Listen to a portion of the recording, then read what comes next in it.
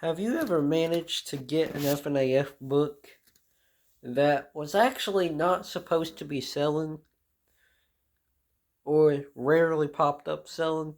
Because that's kind of the case here, and I got it for a cheap price. The Freddy Files. Okay, this book got a backstory. I got this thing pre-used a couple days ago.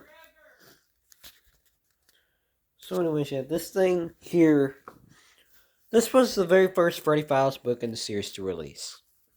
There's 3 books. The Freddy Files Update Edition, and the Ultimate Guide. So, once the Freddy Files released, it blew up, okay? So there was a second one. The Freddy Files Update Edition.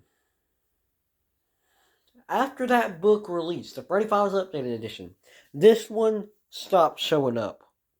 And then it show up, and then stop, and then show up, and then stop. Constantly. Until eventually, when the Ultimate Guide released, which was the 3rd book in the series, this one didn't show up anymore. You could not buy this one. Somebody luckily had posted this thing pre-used on Walmart for $5. And I was able to buy it. And this is official. And this doesn't even have that much damage to it. This is like technically brand new. So I'm keeping this thing clean and put up on a shelf. Because of how rare this is, I can't really get that many F&AF items that are rare like that. So, yeah, here it is, the Freddy Files.